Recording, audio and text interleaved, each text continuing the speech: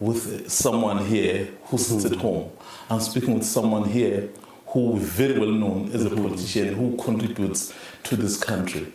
Just over a month ago, your party held a very important conference. We never saw you there. We tried to ask, where were you? So we never got the answer.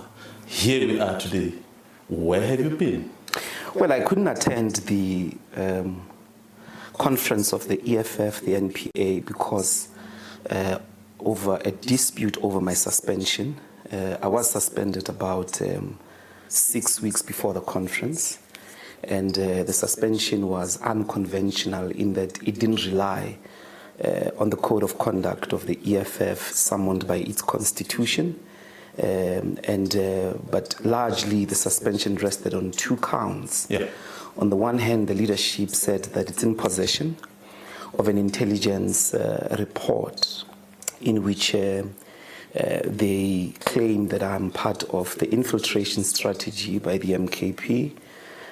I'm working with the MKP. I'm planning to go to join them. I'm waiting for some opportune moment. The second one largely rested on the fact that I knew about the then Deputy President Floyd Shivambu's departure, and I didn't tell the leadership. Of course, I was told to stay at home, cease my participation in Parliament and the rest of the activities of the EFF. And so it was very important for me because they said that the investigation is still ongoing, and when the investigation is finished, I then would be given an opportunity to respond to these allegations. I think we can all agree these are dangerous and very serious allegations. At a later stage, the leadership argued that the report would only be ready after conference, and the matter has been referred to the leadership after the conference. It seemed fair for me to wait to clear my name in relation to these allegations so that I don't function with a cloud, a dark cloud on my head or a gun on my face. As I said, we can all agree these are very serious allegations that one had betrayed the revolution, had been disloyal, and that indeed you are a double agent of some sort. Of course, I can state categorically now that I never planned to join the MKP. I still don't. I never worked with anybody in the MKP in relation to some conspiracy about my departure.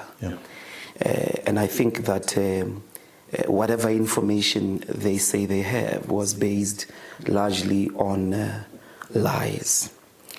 Secondly, I did know about the departure of Floyd Shivambu. He did come to tell me of his consideration, and indeed I did tell him that, look, you would have to take the leadership into confidence, and he did. The idea that I should have ran behind his back and informed other people or the leadership suggests that I'm an informant, a gossiper, or a wedge driver. I am none of those. It was Floyd's decision. He had to communicate it. It was not my decision. It was his. He had to communicate it, and he did.